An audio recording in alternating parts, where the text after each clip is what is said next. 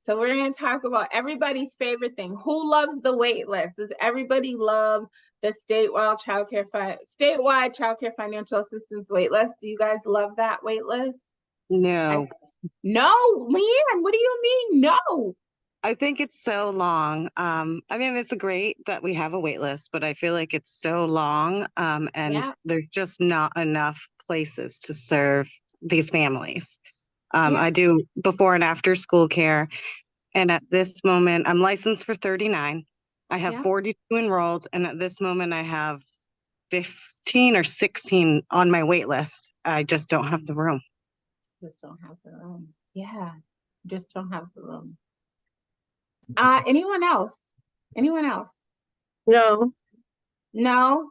What's because that? it seems like we're pulling off names for young parents and early educators, and we're not getting time to pull off names off the wait list. Yeah. What else? What else? What else? Well, I Managing work the wait the list. process of managing the wait list is very, very, very tedious. You're entering Yes. search criteria, and then every time you make any move in there, you're required to add a note. You've got to update the status. You've got to update that you've made a change. Yep. That's a job within itself. If you're Mhm. printing a realistic number of letters, which you never want to print more than 10 at a time, because in order to maintain that properly as policy states, it's a whole job within itself. What else? So What I else? work the wait list. I can tell you how it is for me. It's very hard to tell parents that there's quite a bit of wait. I can tell you right now, we did send out 30 letters this week. So we are actually, now we're getting to December. So that's a good part, but it's hard for us too. And I wish we could had all the money in the world and we could just take everybody off at once, but we can't. But I do make sure I tell them, especially if they've been on the wait list for quite some time. I do tell them other ways. I send them a list of contracted providers. I try to help them out other ways that I can, because unfortunately my hands are tied like everybody else. So I do try to be a lot more encouraging to them and to tell them that the end is near, like we're moving, it's moving. But we are sending out 30 more letters this week. So we're almost in 2022. So we're trying What our if best. I told you that you telling me that actually means nothing? Right? When you say that brings me to December 2022 or whatever, honestly, it's not a real thing. So I'm hoping, so Eugenia said that our in-person session was a lot of fun, right? Because in person, we actually get to get engaged differently, and we get to have this really, I'm going to call this a courageous space. Okay, so we're opening up a courageous space in these sessions where I'm asking you to be honest and truthful about different parts of our process, right? And so I'm going to start by saying thank you, because you're already doing that. I hate the wait list. And I'm going to tell you why I hate the wait list. Because it is not a placement list. All the families that are on the wait list are actually not even eligible to receive child care financial assistance. And also, there is no real order, right? So when a family calls and asks for their status on the wait list, is that they're just on the wait list. They're just on the wait list. And so that is me being honest with you about what the wait list really is. Yes, Jessica, exactly, right. It's exactly what I said. What we are doing is we're making shifts to improve the wait list so that we get closer to a placement list, and we get closer to making it easier for you to navigate families on the wait list, right? Is it going to be perfect? Absolutely not. Will it take us some time? Yes. Will we be still figuring out some things? We will, but you've already been figuring out some things, right? A number of folks, Valencia said, it's a job in itself trying to manage and pull people off, you know, oh, we sent out 30 letters today. That brings us closer to a month and a year, right? But for families who are waiting, they're just waiting. And you have families that are calling you every 2 weeks or every month asking for a status, and you're giving them a statement based off of what feels like is true, right? And I'm here to say that we know that it's not completely true because it can't be. Yes, it's frustrating for families. So we talked about in the beginning, right? I talked about what's the family's journey? The family's journey begins with knowing who your family is and educating them. You will hear me through all day today. We will be talking about the importance of educating families, because if a family knows what to expect, it feels a lot different while they wait, when they're knowing you're gonna have to wait, right? I'm gonna go over what the changes are we're making to the wait list, and we're gonna continue to have this conversation as we're talking about the wait list. So I'm gonna go ahead, Chrissy, you can go, and then we'll Sorry. talk about some of the changes. No So apologies. the wait list for me is a separate, like a whole nother job, like Valencia said. It's always like I'll pull 10, call 10, and 9 of them are already pre-enrolled. So it's almost like it's too bad that the wait list can't connect to CCFA somehow if the child is enrolled, so they can just automatically be dropped. You know what I mean? So we don't have to keep calling, oh no, that child's already been in daycare for 2 years with blah, blah, blah. And I'm like, oh, okay. Like, so that's kind of a waste of time for us. You know what I mean? And Yeah. it's So what I hear you saying is that sometimes you find families are on the wait list and they're actually in CCFA. they're actually not, they're in CCFA. Some of them are not. Like if they're in, they don't require a family ID if they're DTA or DCF. So sometimes they're already in there and it's not there's not any notes in kinder wait stating that. So I'll call them and they'll say, no, they're already in care. They've been in care for a while, but it doesn't connect. Like this kinder wait doesn't connect with Doesn't connect. CFA. Yeah. You know what I mean? So I do, and it connects somewhat, but it all depends if you are using the right name, right? So Right. if there's one letter off, it's not connecting, because we know that if you're pulling families off the wait list, you're moving them from the wait list from kinder wait into CCFA. But if it's a DTA or DCF family, you may not do that. So absolutely, I hear you, Christy. All right, so let's talk about what's changing, and then I will get to a couple of the things in the chat that I see, right? And I thank you. You guys are making this easy for us to be able to engage with each other. So what's new on our wait list? So we are incorporating a soft eligibility screening. So what that means is we're going to have a list of screening questions that you're going to ask all families before you add them to the wait list, because we want to make sure that the families that are on the wait list at least meet our minimum eligibility requirements. We are expanding in kinder wait the selections for a family to tell us what their preferred type of care is, right?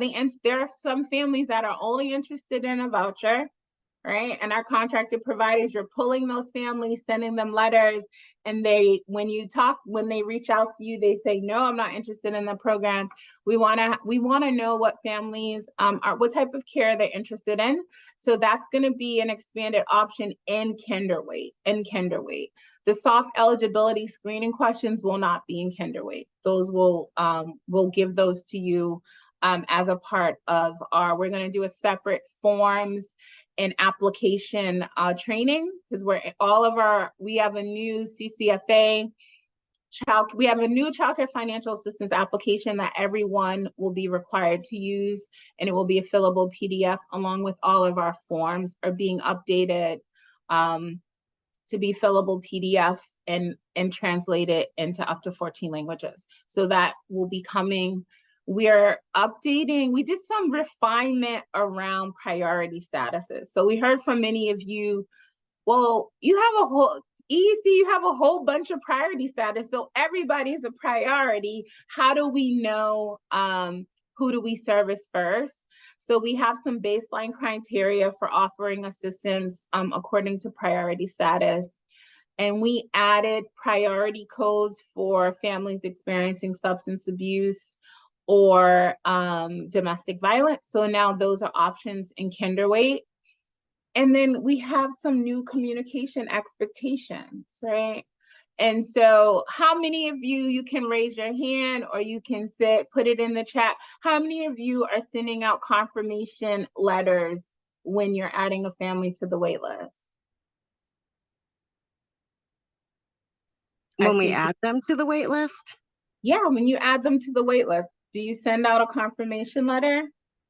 I personally don't, but I don't know if the woman who tends to our wait list does. I would have to confirm that with her. Yeah. So one of our changes is that we are actually required to confirm a family's placement status on the wait list. And so we're requiring from today. So if you're on this meeting, if you're in this training today, when you go back, you're going to start sending out confirmation letters when you add a family to the wait list. Right? There are 3 different types of letters in Kinderweight. There's confirmation, renewal, and removal. Is anyone using removal? We know most folks are not using renewal letters. That's going to be something new, but removal letters, when you're taking someone off the wait list, are you sending out a letter to that family? No, I don't hear it. I see hands up. Are those hands you have a question, or hands saying yes or no? Thais, can you say that again about the removal letter? If Yeah, we're when you removing take them, meaning we're offering them a slot? No, meaning they're no longer eligible to be on the wait list. So when you're taking someone off, when you're making someone inactive on the wait list, are you sending anything out? Are you sending the removal letter? Yeah, courageous space, right? Most are not. The reality is I already know the answer. We pull the data, we can see. And so we are actually required to communicate with our families. They have to receive these letters. They have to have the ability to request for a review when they become inactive on a wait list. And so we are now incorporating that as a requirement, right? It's an expectation that whenever a family is added to the wait list, made inactive on the wait list, or they're up for renewal, which we'll talk about later, that they're informed of it. And so that's going to be a big change for many of us. I'm saying many of us because EEC is a part of that as well. We're requiring use of multiple modes of communication for a family. We should be using a family's preferred method. We've done a lot of snail mail for the funding availability notices. We're now asking to send out those. You can send out the funding availability notices by email if you have the family's email. All right, so we should be sending it to them via email first, and then if they don't, you can send it out in mails.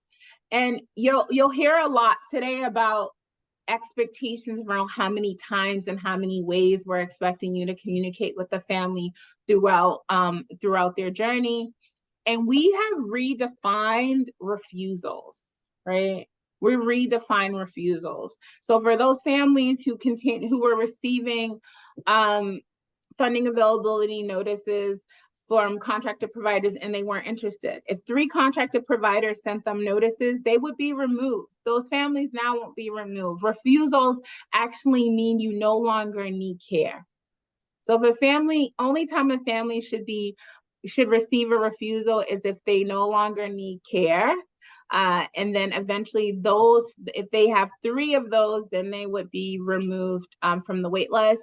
And then what's new for our CCRNRs only is that they have a system that they use called the Financial Assistance Case Tracking System, where they actually upload their funding availability notices there, and they communicate with We're able to track their communication with the family, and the family through the Financial Assistance Case Tracking System, they receive text message notices throughout their journey from coming off the wait list through to when their application is complete. So what you see in front of you is what is going to be the new waitlist process, right? So it starts with The family reaches out to the family access administrator. You conduct the soft eligibility screening, which you'll see shortly. You conduct the soft eligibility screening. The family either passes the soft eligibility screening or they're ineligible, right? Or they're determined ineligible. So if the family is eligible, they pass the soft eligibility screening, the family would be added to the wait list. And when you're adding, that means you're going to complete the full kinder wait process. You'll add them to the wait list. You'll select all the priority statuses that that you've learned as you've gotten to know the family. And then the family access administrator will mail and or email the wait list confirmation notice, right, to the family.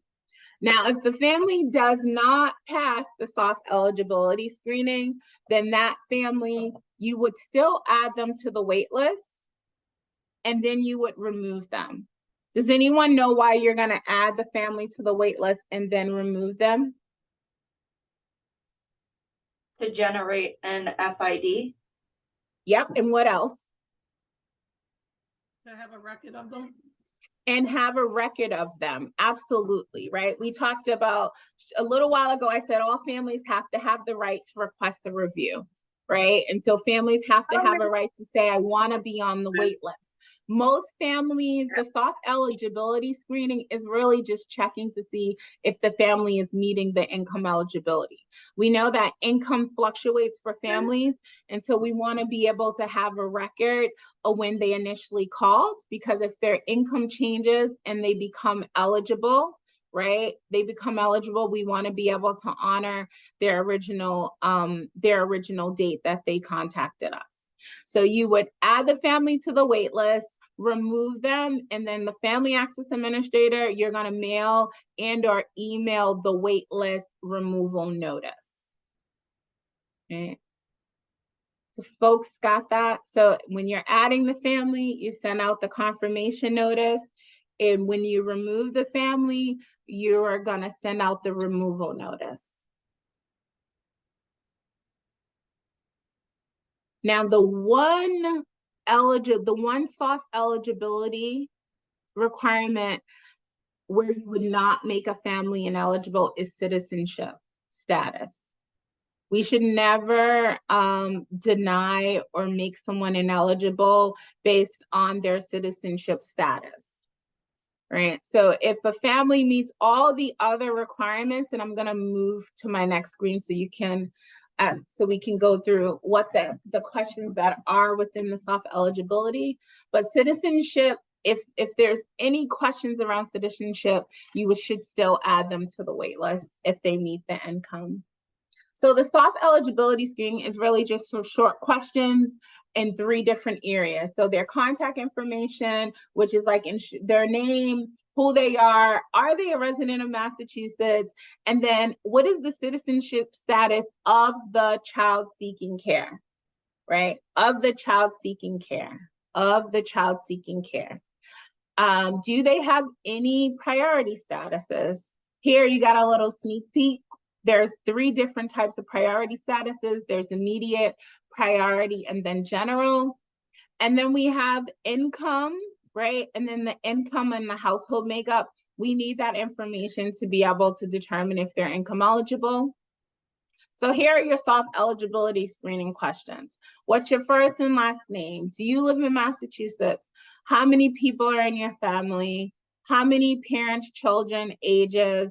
And is the child for whom you are seeking care a U.S. citizen or a legal resident of the United States? Are you single or married? Do you have children that are seeking care that have a disability, right? Do you know why I'm asking? Why are we asking that question around, do you have a child who has a disability? Determine if we use the 85% SMI or the 50% SMI. You got it. They get Yeah. a higher income level. You do. You do. You got it. You got it. You got it. All right. And so then the next question is like, how would you describe your living situation? Right? So instead of asking a family if they're homeless, you ask them, how would you describe tell me about your living situation? And why are we asking this question? To expedite them, to To expedite see them. if they qualify for homeless priority.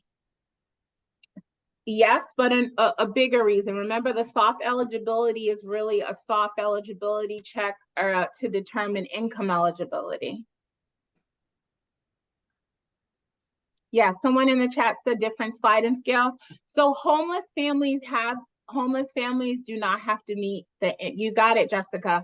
Homeless families do not have to meet the income requirement. Their income is waived. Their income is waived. So if they're homeless, you're gonna bypass, you're automatically gonna add them to the wait list, right? You're automatically gonna add them to the wait list because their income doesn't matter, doesn't count here. You can add them.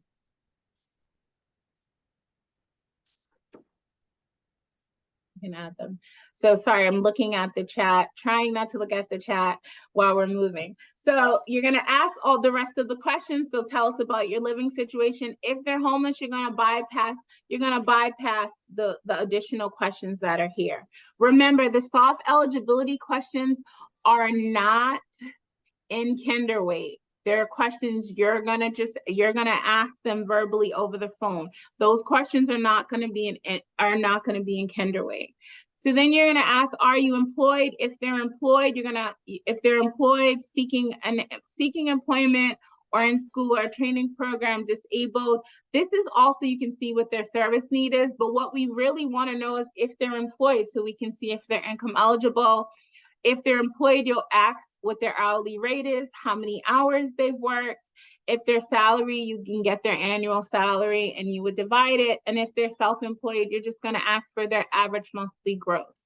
You'll take that information and you'll look at the SMI chart that's online and you'll determine if that family meets the income eligibility, right? If they meet the income eligibility, then you would add them to the wait list.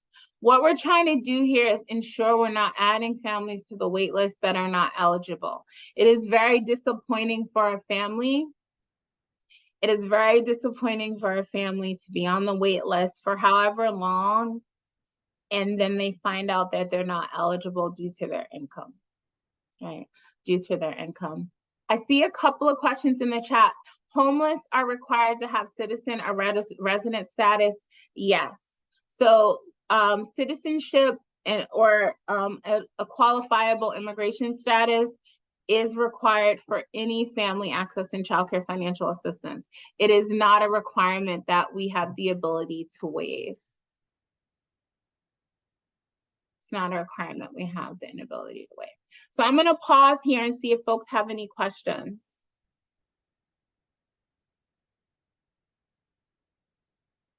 And I know my team's in the chat. Is there anything in the chat that we need to clarify? Well, I think some folks are definitely around kinder weight. Folks are wanting to know and feeling the need for additional training on some of the things that you highlighted in the beginning. So they're wanting to know if more training is going to be available for kinder weight. So there hasn't been any changes to kinder weight. So somebody explain, let's talk about it. Tell me, I don't see an option on kinder weight to add a family to the wait list. Do we do this in CCFA? So Amanda, are you with the CCRNR or are you with the contracted provider? Because what we're talking about, things are we're talking about things that have changed. Kinder weight hasn't changed, so that functionality would be the same way that you're using it now. The soft eligibility questions will be questions you ask verbally. They're not in kinder weight.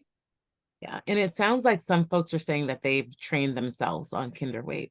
They have not gotten training from. They have not gotten trained.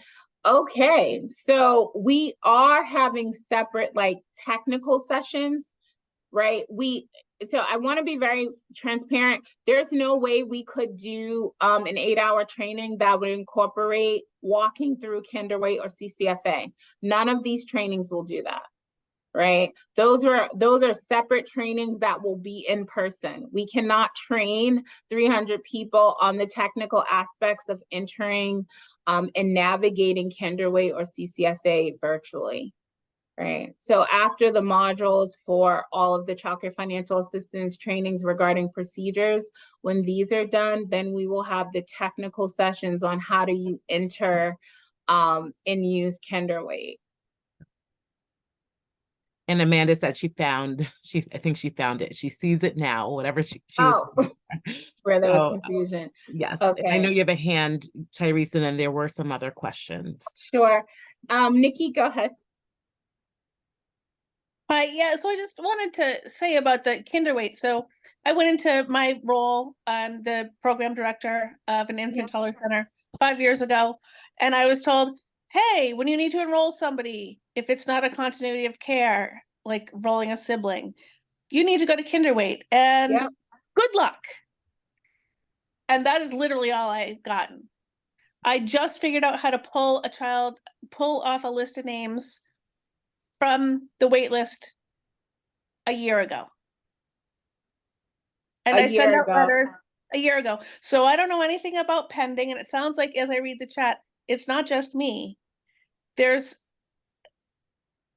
just a very ineffective system. And it sounds like you're on the same page. It is. And what I'm want going to highlight to folks is everybody went to process, right? We Right. all want to do the best, and we want to take families off of the list who have been waiting forever.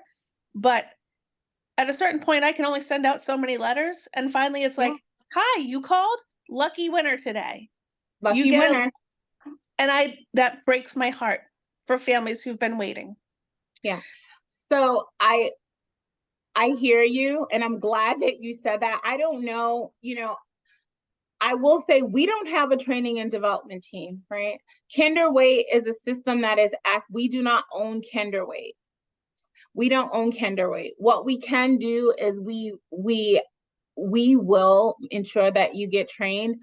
I'm not sure how it's worked in the past, right? I'm not sure how it's worked in the past, but it is very valuable for me to hear you say, I'm assuming, are you with a contracted provider? You are. Yes. See, you're like, yes, I think. Okay, I won't put you too much more on the spot. What I'm going to ask you to do is, I don't want to put you more on the spot, right? I don't want you to put more on the spot. But what I will say is we are going to ensure everyone has a Kinderweight training. If it makes you feel better, someone had to train me on Kinderweight. I had clearly I'm not alone, because just look at the chat. There's a lot of us. You are not alone. I feel like our pros in Kinderweight are our child care resource and referral agencies who are pros. And what that really means is, and I had seen it further up in the chart, like as a contracted provider, someone was saying like they're a contracted provider, they have infant toddler slots, they feel bad because they have families, but they can't fill them because they're waiting for a letter. And what I want to say is if you're a contracted provider and you have a family, you're going to service your family. Okay. So if you have a contracted provider, you're going to service your family, because I'm hearing that you don't know how to use the waitlist anyways. But I also want to say, and I said this yesterday, you can't get in trouble. You can't get in trouble. You cannot get in trouble because there's no order to the wait list. There's no your first, second, third, fourth, fifth, sixth, 10,000, right? Because there are over 17,000 families on the wait list.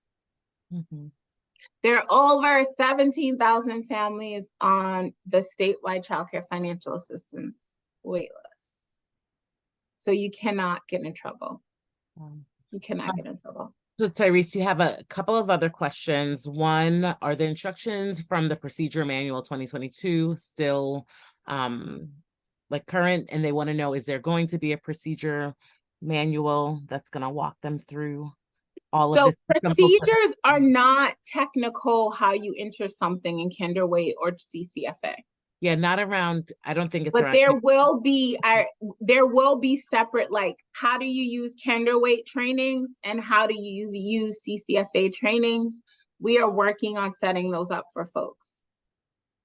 But those are separate from these. Those are going to be separate from these. What we're talking about is like, here's the new policies. Here's how we want you to implement them. And then we'll talk about how you actually use those systems. I'll be in those trainings too. I'll be in those trainings with you because I'm learning as well. I learned how to use CCFA from lovely Carmen. I've learned, and the rest of my team, on how to navigate. What we can do is see if we can get some scheduled Kinderweight trainings sooner than later. As everyone knows, we're literally training the next 2 months. And so many of you are coming to those trainings. So we'll have to figure out if we can get some quick sessions. And also I see Amy Norton smiling. Amy, are you volunteering to help with Kinderweight? So Amy Norton is from Mass 211. Amy, are you? Yeah. Amy, I'm pretty sure that you already asked me if I would help you with that, and you sort of asked me I'm but told asking, me. can you help Nikki? Nikki, where are you from? Nikki, meet Amy, right? So another part of what we're doing is, hi, Hello. nice to meet you. So can you privately message Nikki and say, Nikki, I'm here to help you in the interim until EEC can get some formal set up so that you can help her out? Yeah, I think I'm happy to help anybody that needs some guidance or direction with Kinderweight. I'll put my email in the chat for anybody who wants to grab it. I will do my best to get back to you as quickly as humanly possible. So remember, there are 312 people on this meeting, Amy. That's perfectly fine. Okay. I want us all to succeed. And so if this helps everyone and it helps the families, then I'm cool with it. I'm good. You know me. I'm good. I do. So what we're also doing is building relationships with each other, right? So we're learning how to engage with each other and help each other, right? And so this is a part of the process. I'm going to move on and then I'll answer some more questions as we go along, because I see there's a lot of questions in the chat, Bethany, around like what to do with the wait list. Let me tell you, most of what you're asking, can you do? Absolutely, you can do it. What we want you to do is what's best for families, right? We want you to do what's best for families. So know that. And you cannot get in trouble. You cannot get in trouble from the wait list. I just want you to know that. You can't get in trouble. All right. So here's some additional questions that you may be able to ask the family to expedite. So this might answer some of the questions in the chat, right? Some of the additional questions you're going to be able to ask someone when you're talking to them on the phone. I think it was Deb or Margaret who said this early on. Like, have you been involved with DCF? Have you had an open case with the Department of Transitional Assistance, right? Is your family homeless? Homeless is not limited to living in a shelter, to staying in a shelter. Homeless is not limited to staying in a shelter. Homeless, homeless includes families that may be doubled up, staying with friends and relatives. We are following what we call the McKinney-Vento definition. I'm saying it's Vento definition, which is inclusive of families living in all different types of situations, but are considered homeless, right? They are considered homeless. Homeless families are not, there are some families who culturally live together, right? They live together. Those families are not necessarily considered homeless, but there are some families who they are sleeping in their car or they're transient, meaning they may stay with someone a couple of days a week here and they may stay with someone over here. Those families would be considered homeless. Other questions are like, are you experiencing domestic violence? Are you a parent who works in an early education and care program? Are you a young parent? Young parent is defined as a parent younger than 24 years of age. This is an update. That's something new.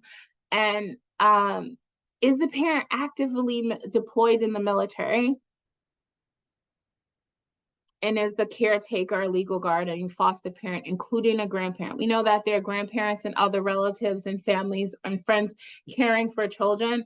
They're eligible. What these additional questions are doing is they're asking if these families have priority statuses that would expedite them on the wait list. These are the families that you could service immediately, right? You would add them for the wait list and send them a funding availability letter the same day.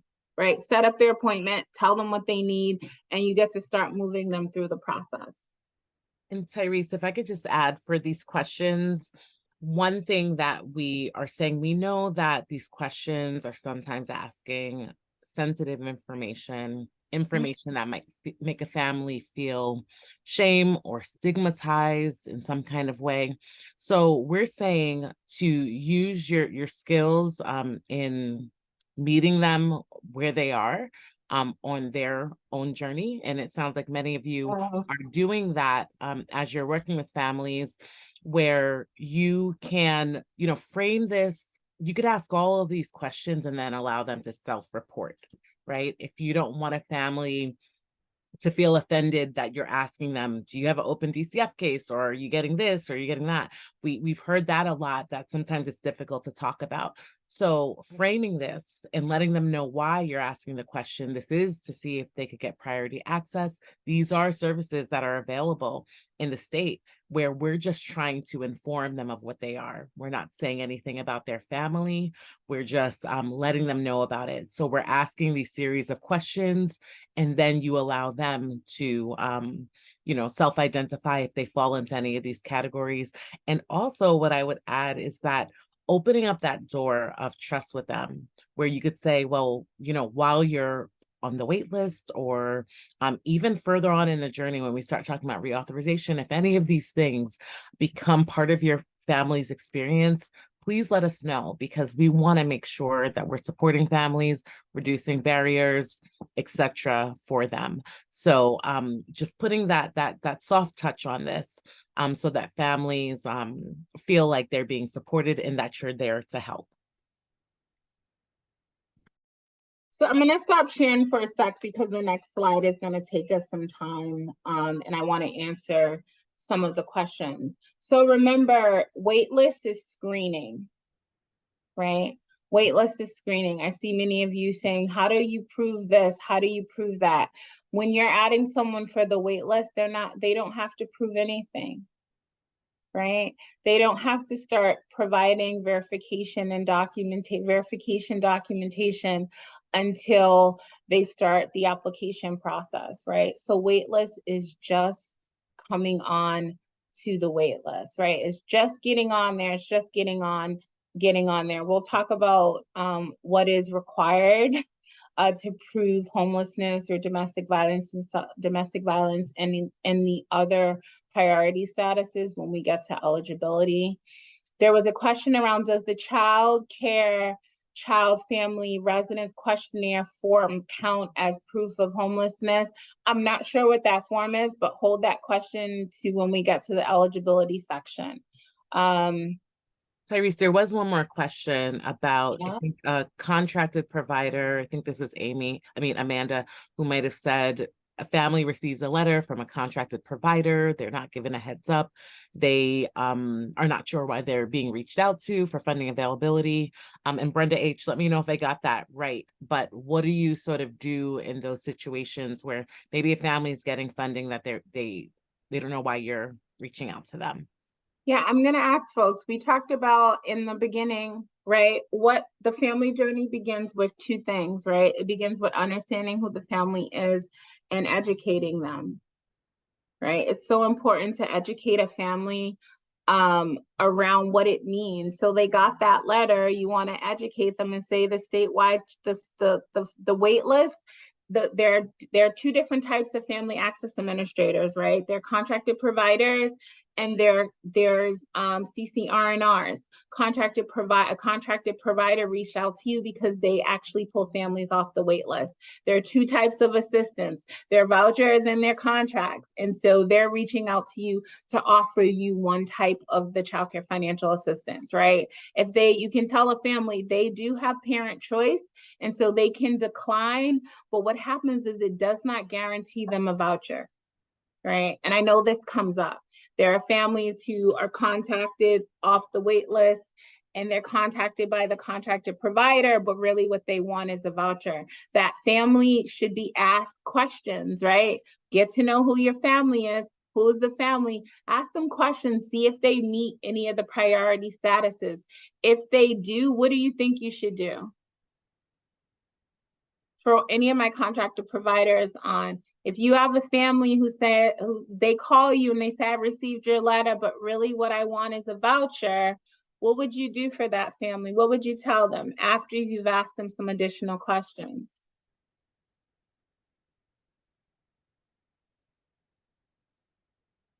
You guys are getting quiet on me.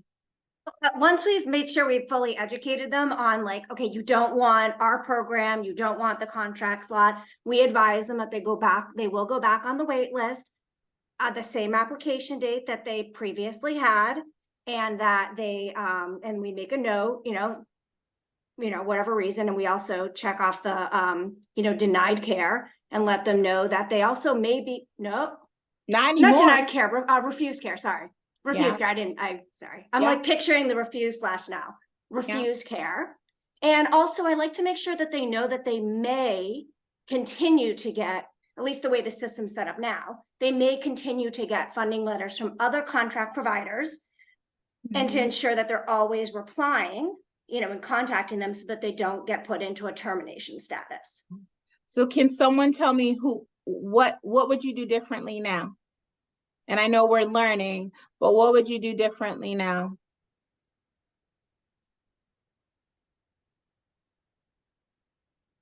You guys are waiting for me to tell you. Somebody had actually put it in the chat, I think. So if the family has a priority, refer them to the correct voucher agency for their town. Yep. So what we want to do is, yes, Haley, we want to educate them, but what we're going to do now, right? When you leave today, when you get that, if you're a contracted provider, you're going to ask that family those additional questions, right? We're going to see if they qualify for any priority status. And if they do, we're going to call or email that voucher agency if you have a relationship with them and say, hey, I have a family that I'm referring to you that has that meet one of the priority statuses. Yes, the family goes back on the wait list, but what we want to do is engage as partners, right?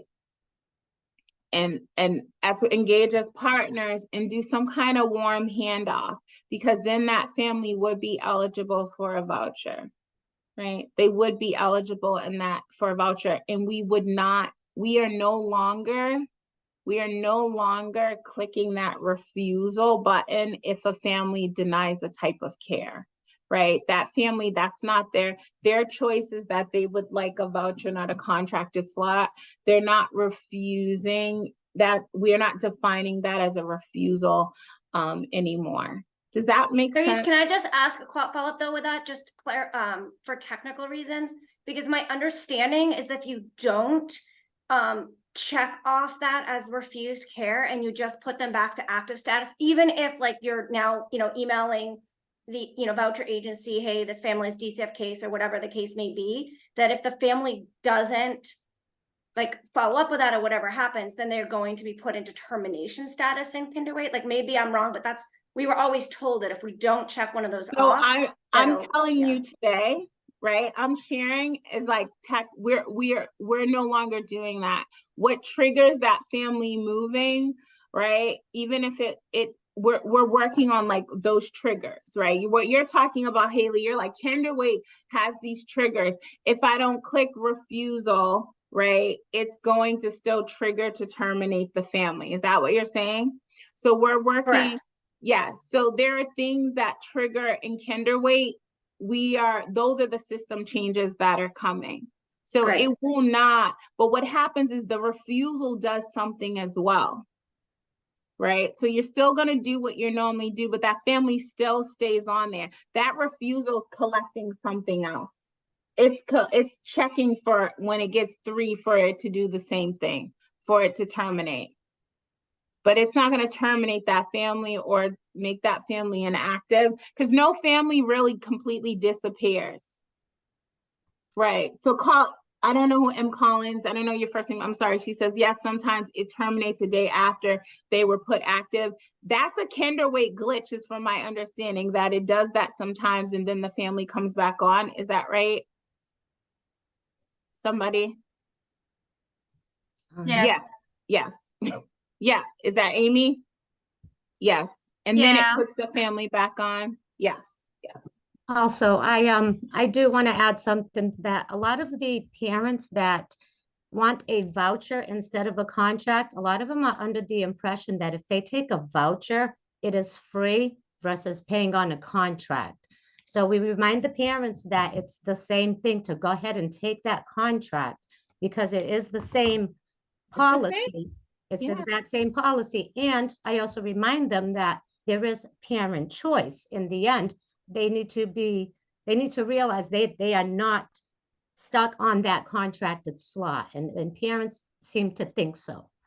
Yeah, I think, and that goes back to the importance of educating the family, right? You have to tell them, right? Understand, it's the same thing. If you decide you want to move your child from this slot, you will get a voucher. It's not like you're going to lose your assistance. And also letting them know that childcare financial assistance is based off of like your income. So your parent, if you're going to have a parent fee, you're going to have the same parent fee if you go to another, if you get a voucher versus if you stay in this contracted slot. So thank you. The only real difference is the versatility of the voucher.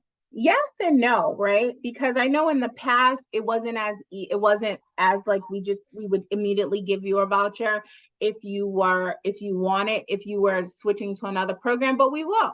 Right? We actually, now it's a pretty smooth process, but we have to educate the families.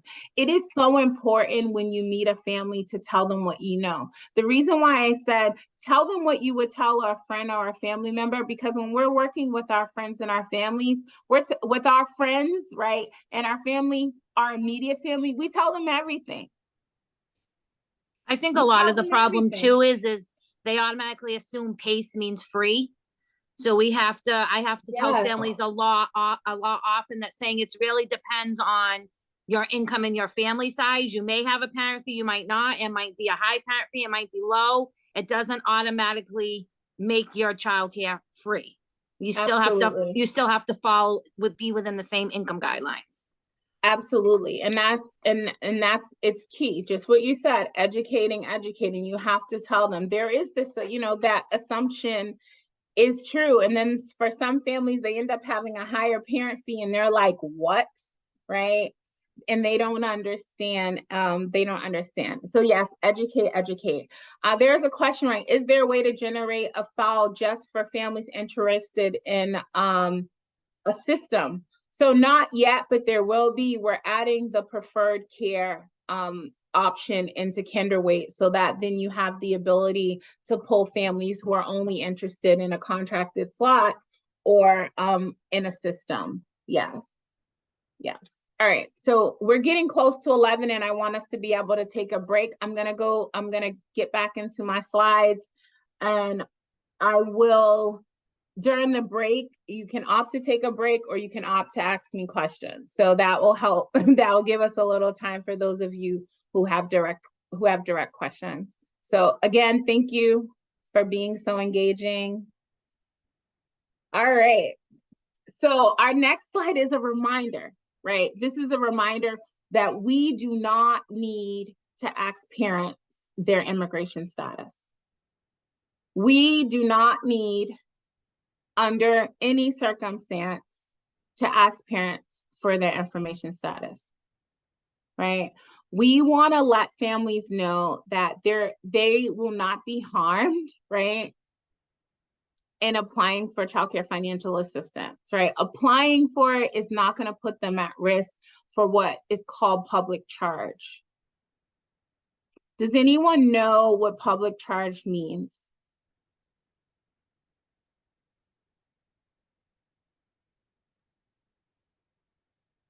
You can come off of mute. Has anyone ever heard of this? Isn't it that they cannot get proper immigration status if they are like taking benefits? Somewhat, yep, somewhat, yeah. Will be reported to immigration.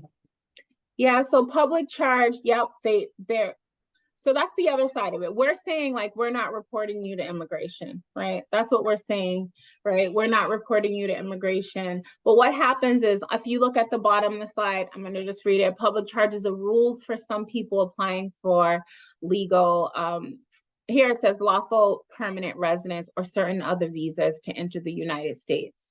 Childcare financial assistance does not fall under public charge, right? It doesn't fall under it. I'm going to simplify what public charge really actually means, right? And what it is that for those of us, if you're like me, my family looks different. We have, you may apply for a family member to come into the US, right? As a part of that application, you know, that lawful permanent residence application, you are sponsoring your family member, right, to come into the US. As part of your sponsoring that, as part of me sponsoring my family to come to the US, I have said that I will be responsible for them. And that means that because I'm responsible for them, they're not applying for certain public benefits, right? And when those relatives come and they apply for public benefits for some states, not Massachusetts, but for other states, there's this public charge, right? Which essentially means like, I don't want to say that, it means like the state, that whatever the state or federal government is supporting them, right? They're supporting them. So for many families, for many of our migrant families, that's what they're nervous about, right? They're nervous about being reported to the federal government. They're nervous about when they do get the ability to apply for some kind of legal status, that it's going to be held against them and they're not going to be able to they're not going to be able to apply for legal permanent residence or to go from legal permanent residence to becoming a US citizen. Right. And we know that for childcare financial assistance, we look at the immigration status for who? Anybody, whose status are we looking for? The child. The child, there's another part of it. The child who is In care. who we're seeking care for. Yeah. Who we're seeking care for, right? Childcare financial assistance is a benefit to the child, not necessarily the adult, right? And so this is just a reminder that we want to make the reminder of why it's important not to ask the parents what their immigration status is, because it's really the benefit for the child who's seeking care. Can we offer financial assistance to immigrants who are working here but not paying taxes? So I'm not even going to answer that question. Can someone tell me why I'm not going to answer the question? Right? Or does someone else? Doesn't matter. It doesn't matter if the parent is an immigrant and working here, because childcare financial assistance is a benefit for the child seeking care. I don't care what I don't have to ask that parent about that. Now, when you get to eligibility, right, and you're asking for income, then you get their income. If they can't produce legally and produce pay stubs, then you give them, but the child does need status. Yes, the child does need status, right? So we're moving into, thank you, Leanne, for saying you're new to all of this. Yes, many of us are. It's personal to me, so I know it, right? I know it. I know it. I know it. It's personal to me. You heard me say I have family members that I have sponsored to come to the US. Right? Yeah, so I know it, but it's okay not to know it. Now we know. Now we know. Now we know. And I see this question is, what if the immigrant parents can't work legally and produce pay stubs? That's talking about eligibility, but can I ask you a question? Right? And I'm trying to make this a courageous space. You guys have moved into process. We have to work with people first. We have to work with people first. Do you know how hard it is to build a relationship with someone who doesn't trust you, or with someone who is here and what some people call undocumented, right? Nobody is undocumented. The word undocumented alone is hurtful to migrant families. It makes them feel that they don't belong here. As a US citizen, like, I was born and raised here in the US, right? It wasn't until I understood what it felt like for others who weren't, the privilege that I have as a US citizen, right? It's a privilege, right? But it's also, it makes it where I have, and I'm going to say I have unknowingly hurt people because I didn't understand the privilege I had. So it's important not to worry about these other things, right? I know that there are eligibility requirements that are related to a person's income, but it's really about their service need. And so there may be instances where a family is telling you they're working and they're not able to provide information. We have expanded our allowable verification documentation to be able, for those families to be able to give us what they have, right? And when they don't have something, we know that we would use seeking activity. Because we're working, we're going to start we're going to spend a lot of time talking about how do we are going to look at the people first and then move the people into the process. We're not letting the process stop us from working with the people first. People, then process. People, then process, right? And it's easier for me to do that. And I will say that. It's easy for me to say that because I know the process, right? I know the people. I'm not technically doing it in CCFA or in Kinderweight. You are. But what I can tell you is that because you know the system so well, you know how to move the people into the process. As a former cash assistance worker, and I've worked in the SNAP program, I knew how to move my families. I looked at who my families were. I got to know who they were, and I knew how to fit them in the system to get what they needed. And we're asking you to do the same. But when it comes to our families that look different and that we're not born here in the US, we want to make sure that they feel honored and valued. We want to treat them with dignity and respect, right? And we want to do that in the most sensitive way that we can. And oftentimes we can exclude folks without even knowing we're excluding them, because we're trying to get through our process, or we're trying to go through a checklist to determine their eligibility. So if you don't leave here with anything else, just leave here knowing, stop asking parents. Stop asking parents about their immigration status. It's not our business. It is not our business. It's not our business, and it does not make them feel valued or respected. All right. Yes, with empathy. Thank you for your words. Yes, you're welcome. You're welcome. So I'm going to close. I'm going to try to get us through waitlist communications, then I'm going to give us a break. And we'll come back after this slide. I'll give us a break and we'll come back and talk about the waitlist priority statuses and how we reframe them. So I talked about in the beginning when we were going through the waitlist process, right? Like how do you navigate a family onto the wait list and what the expectations are. For waitlist communications, all families must receive written communication informing them of their waitlist placement status, right? Their placement status.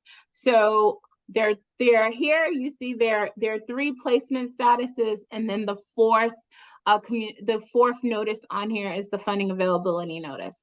So when we're adding a family to the wait list, you're going to send out the confirmation notice within 24 hours. The waitlist confirmation notice, it confirms the number of children placed on the wait list, the date each child's name was placed on the wait list, and it provides them with the household ID. We know the household ID is their direct connection for us to ensure that it's the right family we're looking for, and it's how our families can communicate with us, right? How they can communicate with us. Our renewal notice, the renewal notice is probably new to most folks. The renewal notices are supposed to be sent out to families who have been on the wait list for 12 months, right? So we have families, every family that's been on the wait list for 12 months, they're supposed to receive a renewal notice that requests for them to update their family information, right? And it requires that they at least update it or tell us there's no changes. And then if they haven't responded, then those families are removed from the wait list. What if I told you that this is how that families are removed from the wait list every year? Would you believe me? Yes, no, maybe so. Absolutely. And you're right, Amanda, absolutely. Guess what? We launched a waitlist cleanup project, and we learned that KinderWait runs a query every year, and if there has been no action taken on a case in a year, that family's removed, right? So technically the waitlist kind of has been cleaning up itself. But what happens is there was no notice sent to those families. So that's why you get calls sometimes from families who are saying, I thought I was on the wait list, and you look and it looks like they've been removed, or it says system something. That is that query that we're removing those families. So the renewal notices will be something that EEC will be working with the CCRNRs with. We're hoping that we'll be able to just send out those notices.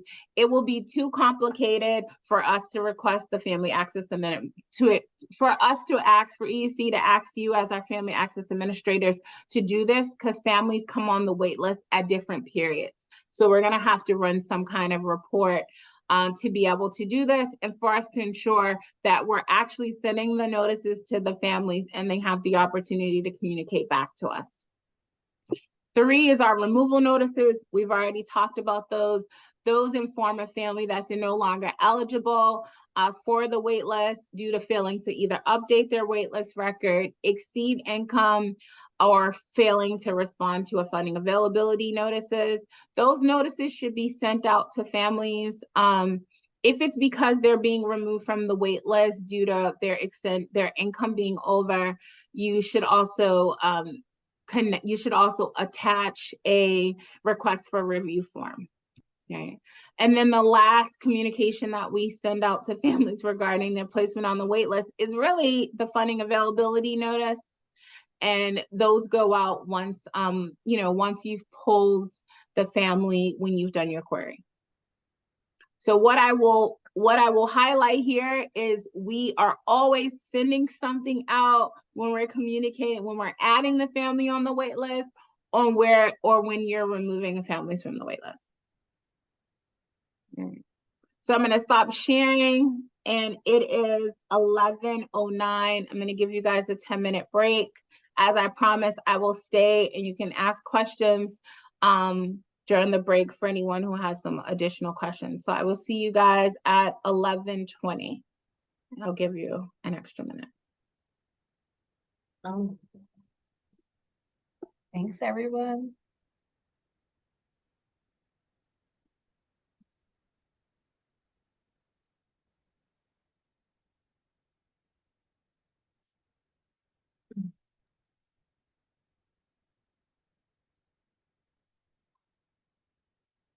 I have a question, but it has nothing to do with the wait list. Can I ask it? Yeah, go ahead. It's got to do with DCF this week. Let me undo my video.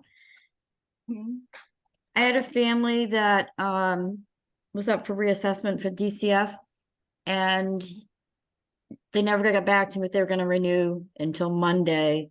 And they told me they weren't going to renew because the case closed last February, which they never informed us.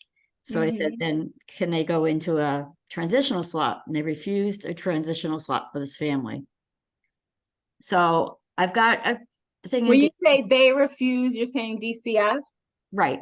They told me if I wanted a transitional slot, since it's been almost a year, over a year. And I said, it hasn't been over a year. Their slot closed the end of February. That's only 9 months. Is the family still attending? Yes.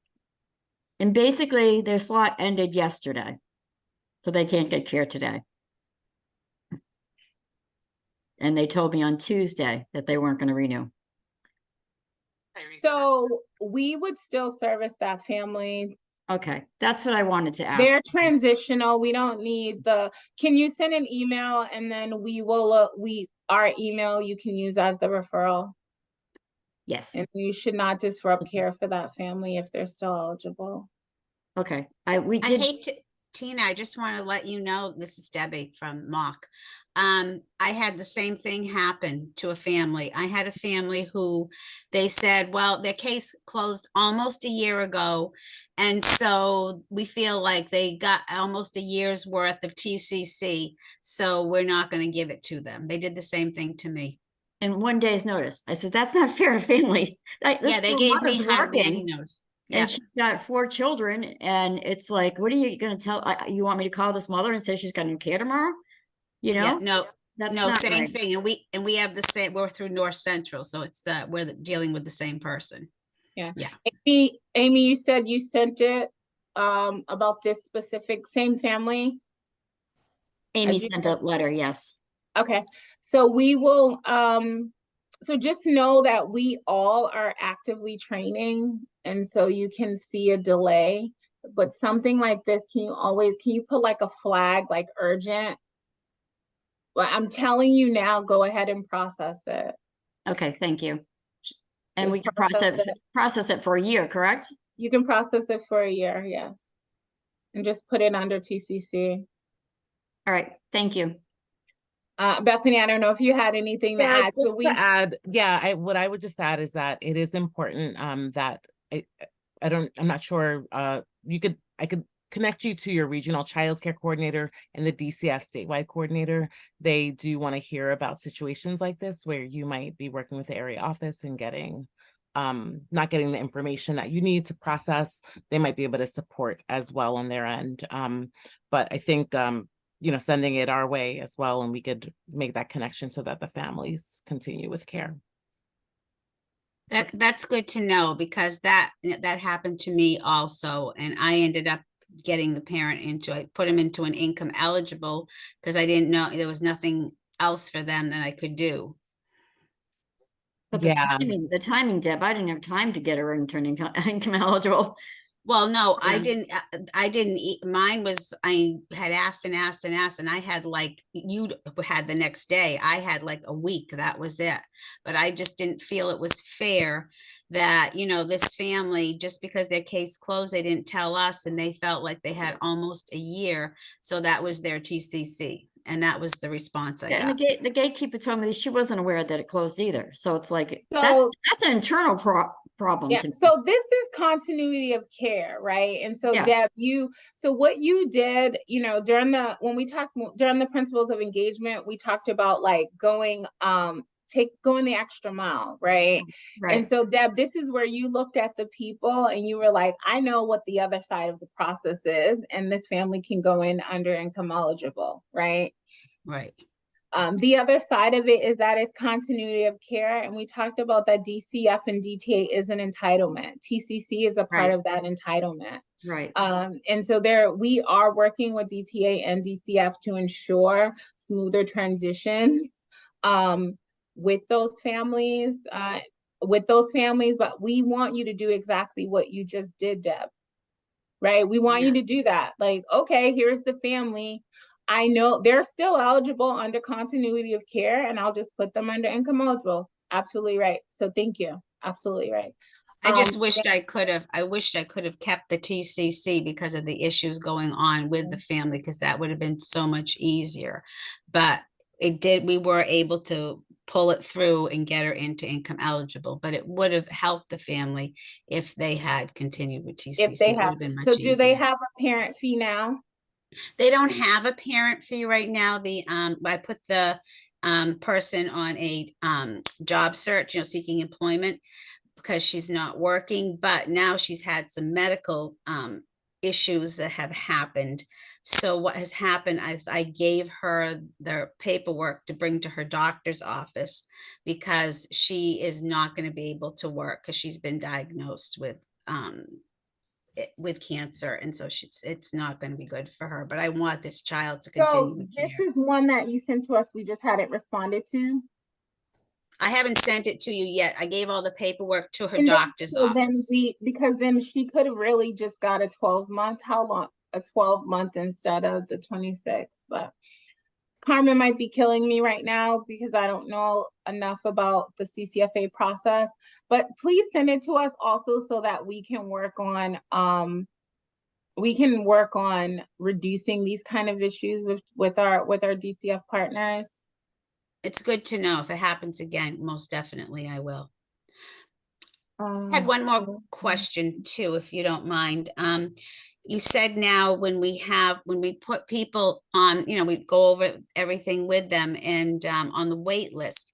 And if they don't qualify, we're going to take them off. Once we put them on, we're going to take them off. But what if they put themselves back on because they don't like that they that they think they do qualify? Can you explain what would happen? Can they just put themselves back on? Well, we're all going to be asking the same questions, right?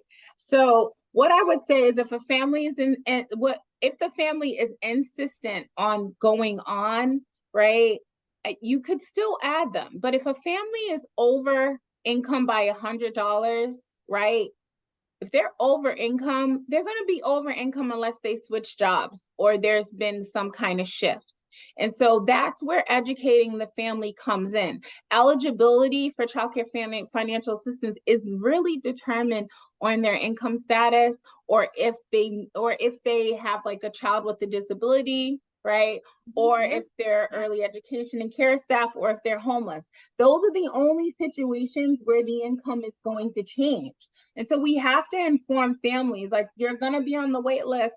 If your income doesn't go down, you're still not going to be eligible. What they can do, you can encourage them to do, is call back if their income changes, and we will still honor that same date. Okay. We'll still honor that same date. Okay, thank you. Okay. Yeah. And yeah. Just a bit of a time check. So we have like 2 minutes left to go back to break, but I'm going to drop in the chat again. We have drop-in sessions on Friday. Yes, I was just getting ready to say Join that. us on Friday. If you have questions that we don't get to either in the chat or during breaks today, like those are for you to come and ask questions for the team. And they're just questions. It's not us presenting to you. So sorry, go ahead. It's not. Thank you, Eugenia. So Jeanette, and then I will see if I can get to you, Jeanette. I probably won't because we got 1 minute.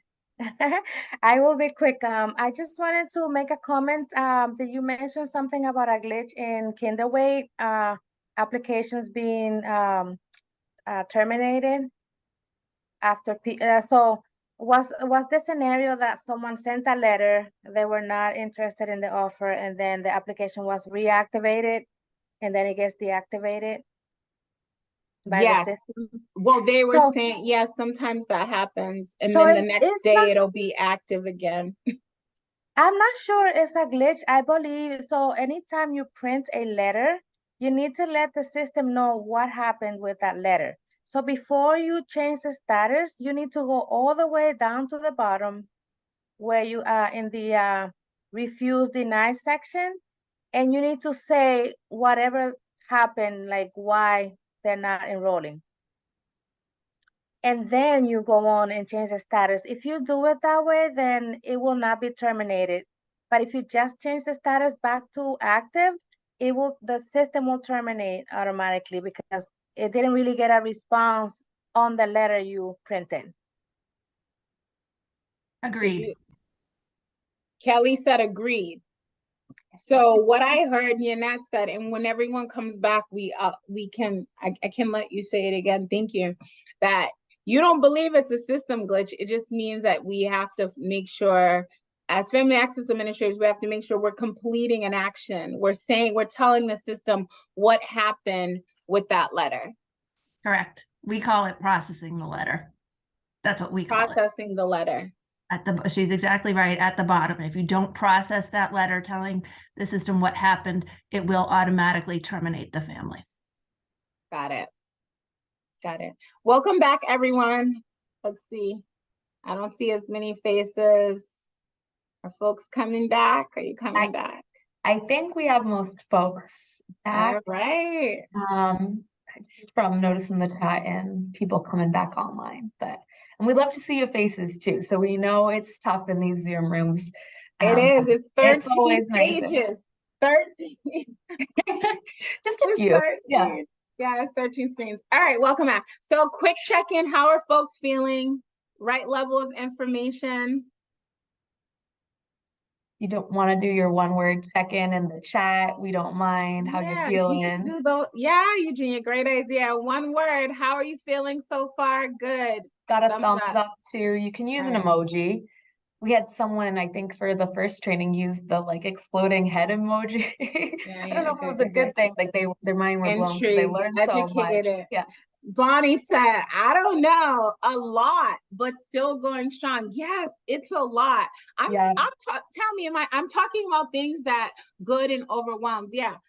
Listen, they're different. If you're learning something, I feel like it's good. I know it's different, right? It's different. And we acknowledge that it's different, but it's intentional, right? It's intentional. People over processes. Yes, Jeanette, yes. All right, Pauline. I'm driving, but listening. It's okay, Amanda, coming back from my break. It's okay. It's okay. It's going to be a long day. All right, I'm going to jump back in because I want to keep us on schedule. I think I know what I'm learning a lot about. Can you guys see my screen? What are you saying? Yes. It looks great. Yep. Okay. Hold on. You guys can see it, but I cannot. Oh. Oh, geez. There's always something tech going on. Got it. I got it. Now I can see it. So and we can still see it. So that's good. And you can still see it? Oh, yeah. All right. So waitlist priority statuses. Duh. Look what we did. So what you see is our redefining, our attempt at making your lives a little bit easier as it relates to priority statuses. So we have broken up our priority statuses into three. So you'll see immediate, priority, and general. So immediate are those families that they should have an expedited enrollment.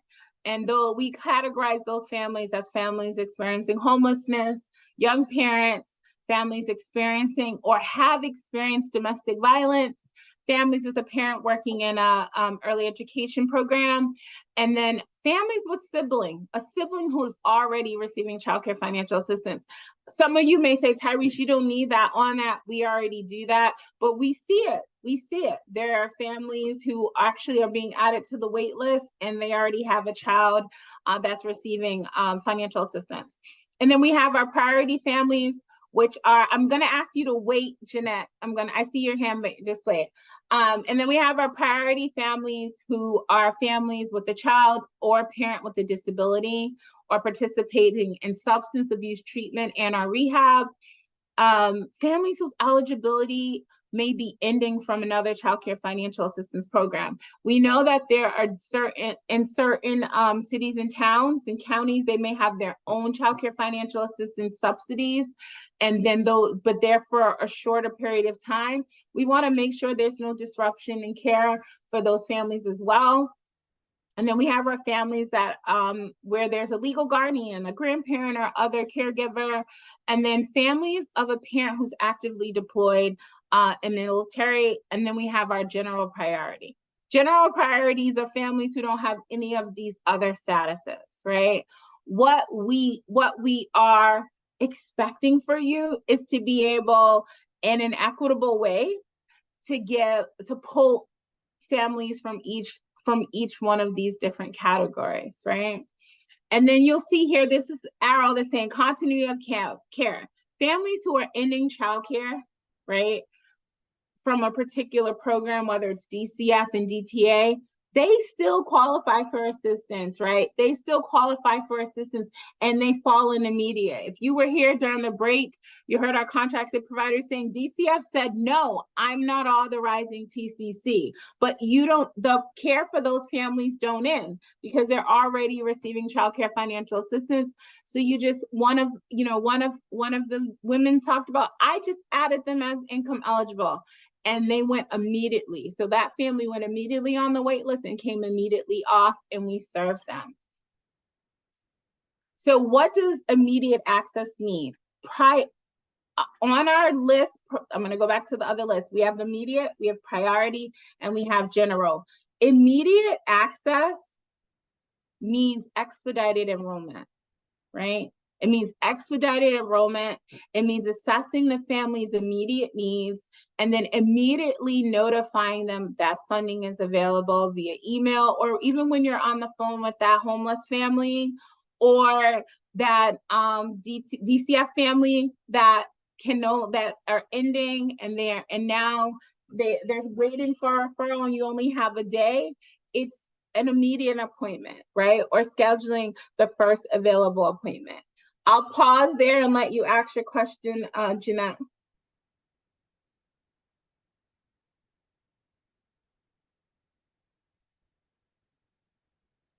Can you guys hear me?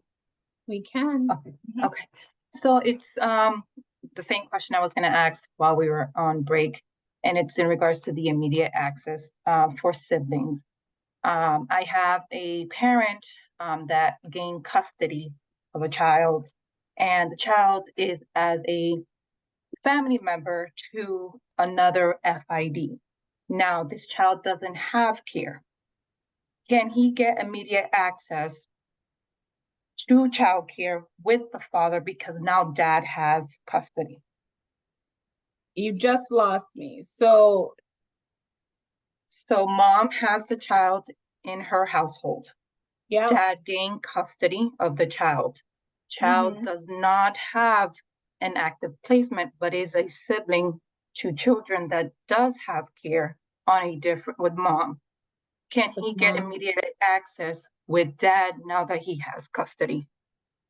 What do you think you should do? I believe yes. However, we do want to make sure, because this child never had an actual active subsidy, and even on the mom's file. So even we just on want mom's to correct. I'm not sure, is it because of the back and forth with court? He just walked in and said, hey, I have my child now. He is in this care. I need assistance. We grabbed it. This was just yesterday. We grabbed his information. And I just wanted to take advantage now that I'm on with you guys to see if this is something that will be considered immediately an access, because he has everything to be able to provide. Did you add him to the wait list already? I haven't actually. The child is on the wait list with mom. So, that part, yes, that's in there, but dad is not on the wait list. So do we create a new household ID for dad and child? Dad doesn't live in mom's house, correct? Correct. Correct. So what I would say, and Carmen, correct me if I'm wrong, you would have to add dad to the wait list, right? Because it's a different household, right? Carmen, are you there? Sorry, trying to unmute. Yes, dad would need to be added to kinderweight. Yeah. So what about the child though? Because the child's on under mom. Do we take child off of mom? This is getting technical, It's but getting technical. It should be. so something here, that's so pretty Jeanette, nice, send it. Can you just send it directly to Carmen? I think yesterday they did send it They did? out. Okay. We were Um, training all day yesterday. So yeah. the answer is yes, right? The answer is yes, right? The answer is yes. Do you remember what I just said? You cannot get in trouble from doing what's right from the wait list. The wait list is not, it does not have an order. It doesn't. Yes, we know when a family was added to the wait list, but as far as like knowing who's first, different situations happen. Dad now has custody of the child. He has everything, right? I hope we educated Dad. Did you educate Dad on the process? Yes. Yeah, you educated Dad on the process, right?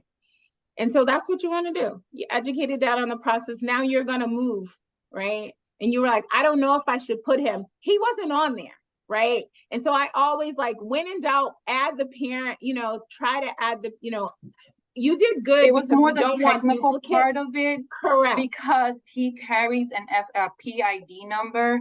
And so we wanted to make sure that the PID number, you know how the PID number needs to match on Kindle with the CCFA. So I don't, but yeah. Well, I'll create a new household ID with dad and child and just send him the immediate access.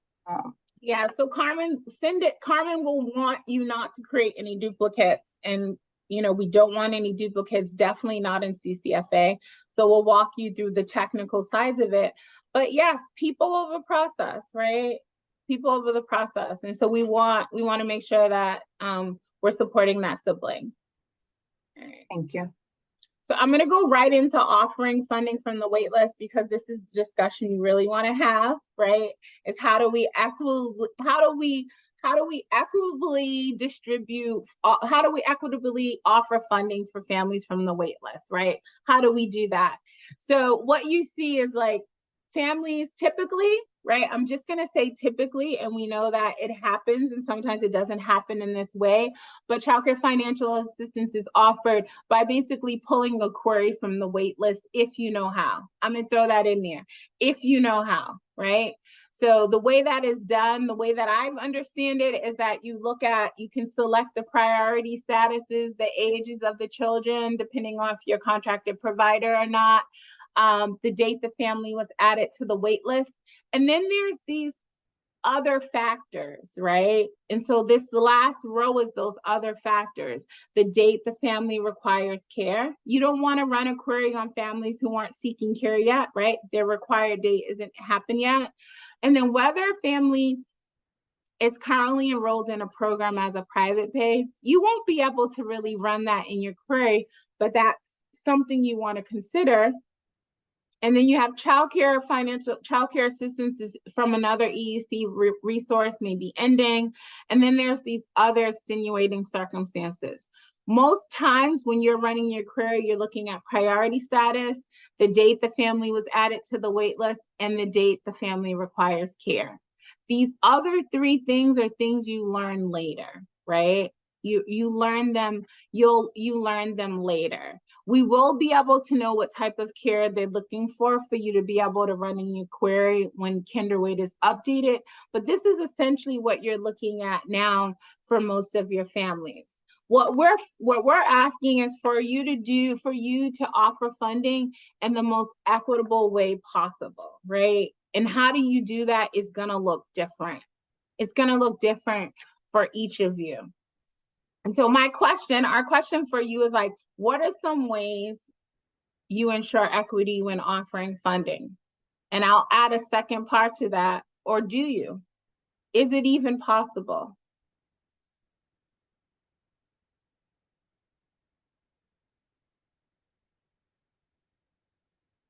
The question is, what are some ways you ensure equity when offering funding? Or do you? Or can you? No right or wrong answer here. Gonna say my question would be, can you, if there's no order to the wait list, if we're just offering funding as families call because it's their lucky day, can we? Can we? Yeah.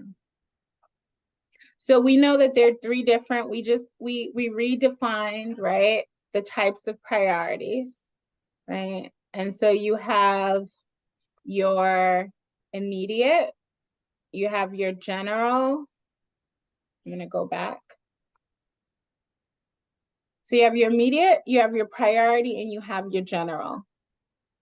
If you only sent out funding availability notices to your immediate, would you ever get to priority or general?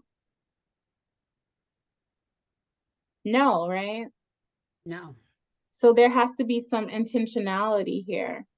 So that's what I'm asking. How do you think, how do you do it? And Tyrese, you have a couple of responses in the chat. One person says yes, by asking, this is Rosemary, yes, by asking many questions and referring parents to other programs and resources. We try, and then another, Mary says, we try to offer to entitled contracts first. Mm. And I think that was it for now. Yeah. What about the families who are just been waiting and they don't have other things going on? What about those families? Are folks running queries? How are you currently running your query? Are you just doing it by the date family was added to the wait list? When I run a batch of letters, actually, I run them for general priority. But we work closely with the DCF and DTA in our area as well. So we have familiarity with other families that may be on that immediate, like we already have someone in our program working with those immediate families. So I'm the one working with like the less immediate need, I guess. Yeah. I'm the general priority person. I'm the one that works with like the need, but not the immediate need. Yeah. So I guess that's one way of doing something it. that works for us. Yeah. So what I hear you saying, Amanda, is like, my role is to really work on general, and you have other people within your organization who are already working with the immediate and priority. My hope is somewhat redefining what immediate and priority in general is, it allows for that to naturally happen, right? Because those immediate families would already have been serviced, right? Or am I wrong? I could be wrong because I'm also not doing this. I run by age group that has spots available. Yes, that's nursery, right? You're a contracted provider. You're looking at age group. So at our agency, we have an allotment of slots. So we're a Head Start agency as well. So we have an allotment of slots, and we have 45 income eligible slots that need to be filled. And then we have an unlimited number of vouchers, DCF, and 6 homeless slots. So that's how we're able to divvy up our slots. So I'm able to pull from the wait list that way. We have a great relationship with our community partners. So DCF, we're on a name basis. Yeah. So we're very childcare circuit I work with a lot. So DHC, I know we just changed the name. That's a long name now. So I got a EOHLC. That's a long one. HOLC. I think I'm going to just keep livable communities. Yeah, we can So that's a long one now. So that's how we divvy up our slots, so I can have a handle on it, and I keep a list so that I can look at that weekly. Yeah. So those are all great examples, right? And I think just being intentional around ensuring that we're reaching the 3 different priorities, right? That we're reaching the 3 different groups of people that we know are on our wait list. That's what we expect, right? We're not, if Lisa, you just said this, you're like, oh, I know who's in my community, right? And so we want you to lean into what you know, right? You know your community best, right? You may know some of our CCRNRs and some of our contractor providers as well. You're going out into community and you're working with the families that are in the shelters, right? Our homeless families that are in shelter. You know, if you met with 35 families today that were homeless families, when you run your funding availability, you're going to look, you should be running it for others, right? You should be running it for general population, because you just reached 35 homeless families. And so it's just making sure that we're thinking about all, right? That we're thinking about all, right? Yes, we want priority, but we want you for those immediate, we want you to immediately I have move people them coming, along. knocking on my door all day long. And I mean, we have a lot of migrant families coming in. I have a wait list right within our agency for those families. It's amazing, the number of families that need services right now. Sometimes I'm from Empower Family Childcare System, and sometimes we'll get called from some of our educators who say they have private clients in their family childcare program that has been on the waiting list for a while, and they are having hardship paying. So we'll go search out those families sometimes. Yeah, that's one of the other circumstances, right? If I go back to my, I'm gonna go back to my slide deck. That's, you know, that's right here. Whether a family is currently enrolled in a program as a private pay, yes, you have the ability to say to that, you know, if you can help that family, yes, we want to help them. And they already have a placement, right?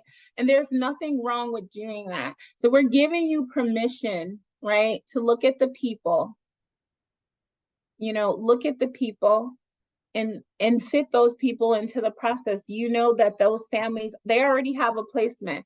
We know that many families may be eligible and they don't have a placement, you know, but there's nothing worse than experiencing a hardship. We don't ever want a family to have to leave their job, right, involuntarily because they can no longer afford the care. Karen?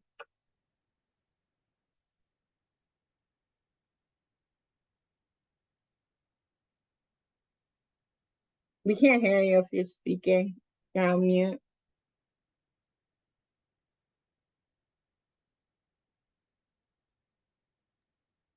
And I just sent you a ping asking you to unmute, so hopefully that helps. Oh, there All we right, go. can you hear There me it now? goes. Okay, I'm sorry. You're good, yeah.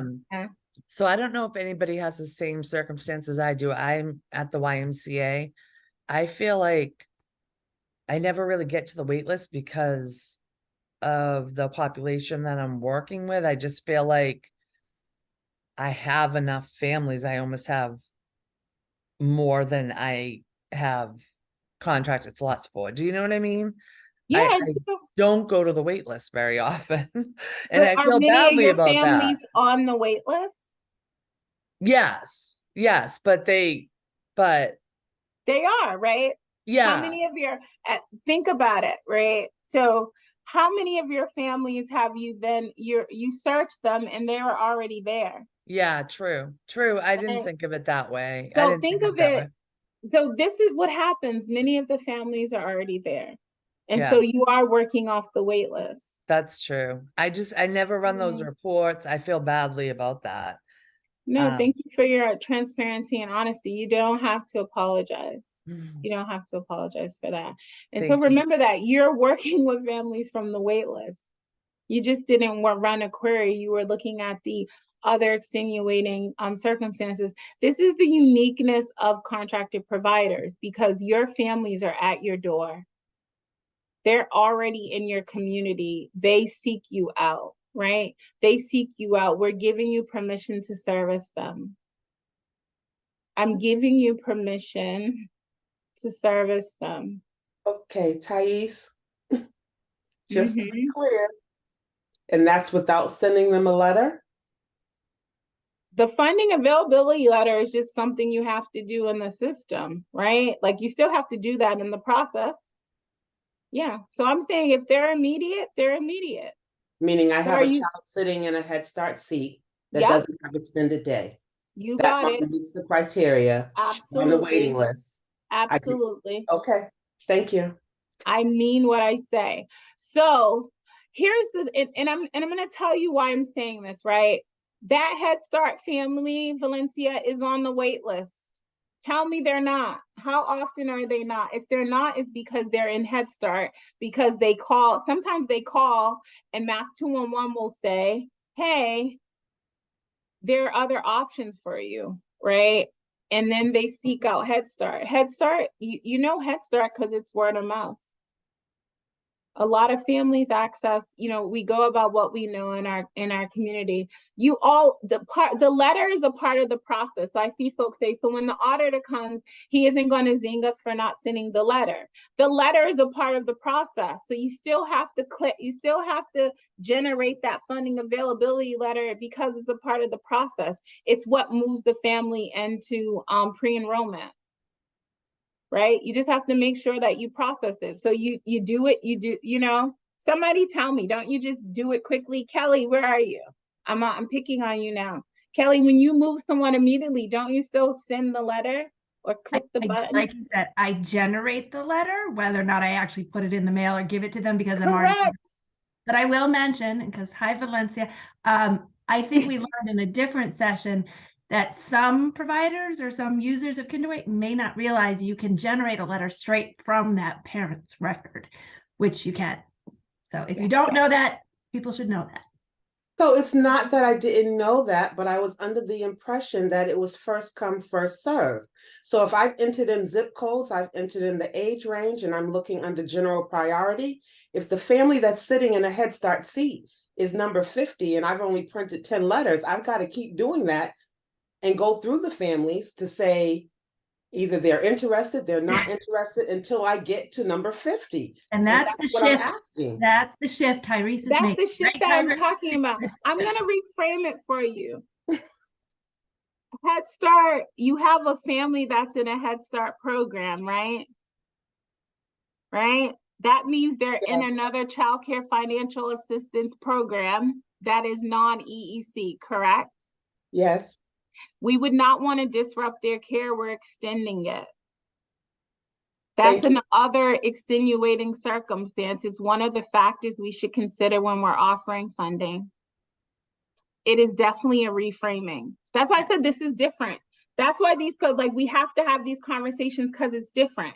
What you guys also have said is you hate the wait list because it doesn't make sense, right? You just told me you have to keep running it to serve that family who's already receiving different type of childcare assistance, right? You have to keep running it to try to get this family. I'm saying just find the family. First come, first served is what was pounded into our heads Yeah. And Well, that was the previous way of trying to be fair and equitable across the board. Yeah. So I am hearing from Tyrese a shift in that mentality.